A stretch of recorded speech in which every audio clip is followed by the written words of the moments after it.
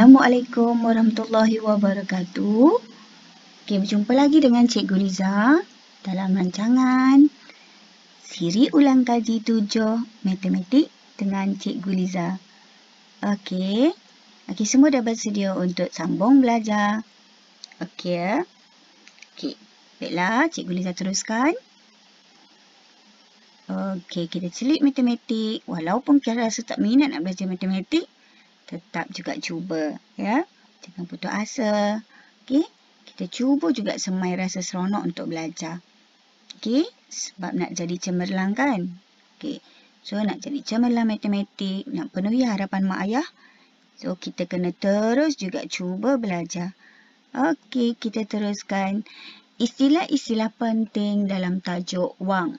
Okey, ingat lagi tajuk wang? Okey, pernah tak jumpa istilah-istilah seperti ribat? Tahu tak apa maksudnya? Okey, nanti Cikgu Liza terangkan. Kena follow dan dengar. Lihat YouTube ni sampai habis. Okey. Okey, seterusnya diskaun. Pernah dengar diskaun? Apakah maksudnya diskaun? Okey, kita lihat nanti. Ada juga bil. Kemudian ada apa lagi? Invoice. Ada lagi kita akan jumpa asset. Kita akan jumpa juga perkataan liability. Kita akan jumpa juga perkataan faedah, bonus ataupun dividen. Dan kita juga jumpa cukai perkhidmatan. Apalah maksud semua ni ya? Okey, jom kita tengok satu persatu. Okey. Apa maksud ribat? Okey, maksudnya adalah potongan daripada sejumlah bayaran atau pemulangan sebahagian wang selepas pembelian barangan. Contoh ribat. Okey, kita beli kenderaan yang dipromosikan pada tarikh tertentu, kemudian diiklankan ada ribat sehingga RM1,000. Maksudnya kalau kita jadi beli kereta ni, maka dia akan pulangkan balik RM1,000 setelah kita bayar. Jadi dia akan tolak balik RM1,000 tu. Maksudnya kita bayar tadi lebih ada penjimatan lah sebab kita akan dapat ribat sebanyak RM1,000. Okey, faham ribat? Okay, maksudnya dia akan tolak balik dengan nilai ribat yang diberi. Okey, contoh lain kalau kita beli barang harga RM100, tiba-tiba barang yang kita beli tu dikatakan ada ribat sebanyak RM5. Maka 100 tolak dengan 5. Jadi RM95 saja sebenarnya kita bayar. Sebab kita dapat ribat sebanyak RM5 tadi. Okey? Okey, itu ribat ya. Seterusnya maksud invoice. Pernah dengar perkataan invoice? Invoice bermaksud maklumat barangan atau perkhidmatan yang dibekalkan kepada pelanggan dan jumlah yang perlu dibayar oleh pelanggan dicatatkan secara terperinci. Okey, ini adalah contoh invoice. Ada tulis kat atas tu invoice di mana lengkap dengan nama syarikat. Kemudian ada kenyataan-kenyataan barangan dan kuantiti serta jumlah harga barang yang kita ambil. Nah, inilah invoice. Okey. Okey. Seterusnya, kita lihat pula apakah maksud diskaun. Okey, diskaun bermaksud potongan harga yang diberikan kepada pembeli. Kita selalu lihat perkataan diskaun ni terutama semasa musim perayaan. Di depan-depan kedai akan tertampal poster menyatakan diskaun. Betul kan? Pernah lihat kan? Okey, contoh diskaun.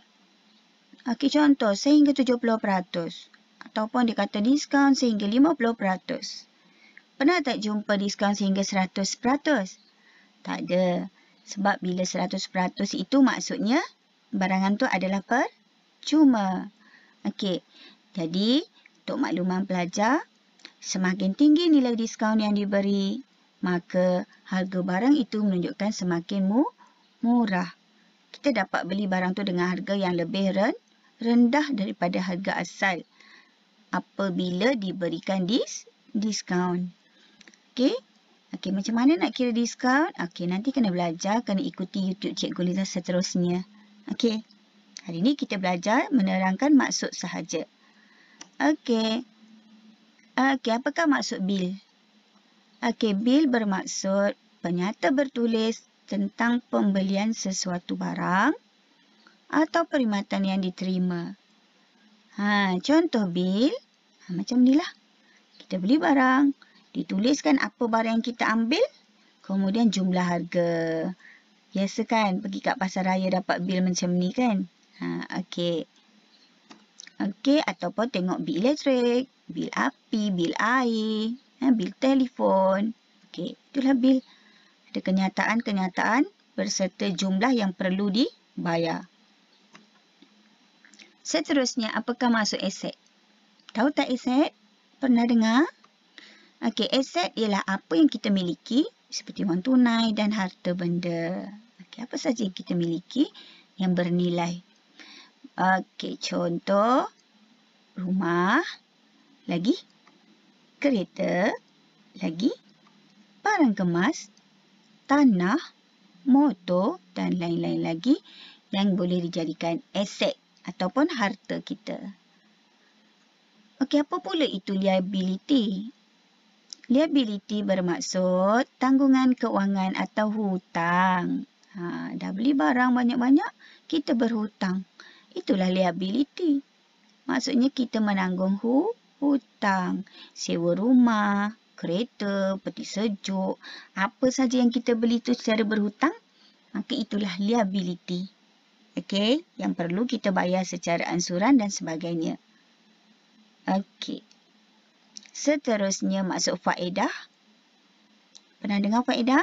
Okey, faedah ialah sejumlah wang yang diperoleh atau simpanan wang di bank. Atas simpanan wang di bank atau disebut bonus, dividen.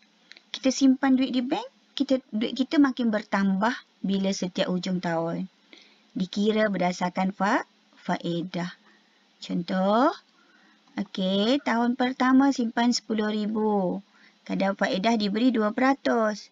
Jadi kita cari nilai faedah 2% darat RM10,000 ada 200. Hujung tahun, duit kita bertambah jadi RM10,200. Tadi simpan RM10,000 je. Hujung tahun jadi RM10,200. Kenapa? Kerana bank telah mengira kadar faedah. Okey, dia dah beri faedah 2%. Dikirakan semula dan masukkan dalam akaun kita menjadi RM10,200. Selagi kita tidak keluarkan duit tu, tahun berikutnya dikira lagi berdasarkan duit yang ada pada kita. Jadi, semakin bertambah pada tahun kedua, ketiga dan seterusnya. Selagi kita tak keluarkan duit, selagi itulah duit kita semakin bertambah dan bertambah. Okey, sebab tu kena simpan duit di bank. Okey. Okey, apa itu cukai perkhidmatan? Cukai perkhidmatan ialah cukai yang perlu dibayar ke atas perkhidmatan yang disediakan oleh perniagaan tertentu seperti hotel, restoran, makanan segera dan sebagainya. Contoh, kat mana ya? Okey, dekat KFC, McDonald, Mary Brown, tempat-tempat yang kita pergi, kita nampak dia tampal poster makanan tu harga RM9.20, RM11.20. Tapi bila kita bayar, harga tu jadi berlebihan. Kenapa? Kerana dikira dengan cukai perkhidmatan. Sebab tu kita bayar lebih. Okey, just perkhidmatan. Okey, contoh lain. Itulah dia cukai perkhidmatan yang dikira dikenakan adalah 6%. Ikut kadar tertentu lah. Sebab tu kadang-kadang kita pergi kedai ikut mak ayah kita, kita lihat, oh kenapa barang ni harga macam ni tapi bila bayar lebih daripada yang sepatutnya dikira. Kerana adanya cukai perkhidmatan. Okey, yang perlu kita bayar. Okey. So, ini barang-barang yang mungkin dikecualikan dari SST. Okey. Maksudnya tak kena cukai perkhidmatan lah. Ada barang yang dikenakan cukai perkhidmatan. Boleh ingat ke? Kalau tak ingat, kena ulang-ulang tengok. Belajar lagi dan belajar lagi. Kena selalu buat ulang kaji lah. Baru kukuh dalam ingatan. Tapi tak apa, jangan putus asa ya. Terus belajar dan belajar. InsyaAllah akan terbuka jalannya. Terima kasih kerana dengar YouTube Cikgu Liza. Dan jangan lupa teruskan follow supaya dapat ikuti pelbagai lagi ilmu-ilmu yang disampaikan. Dan mudah-mudahan ia berguna untuk anda semua. Okey, bye. Jumpa lagi. Selamat belajar. Semoga happy dan ceria selalu.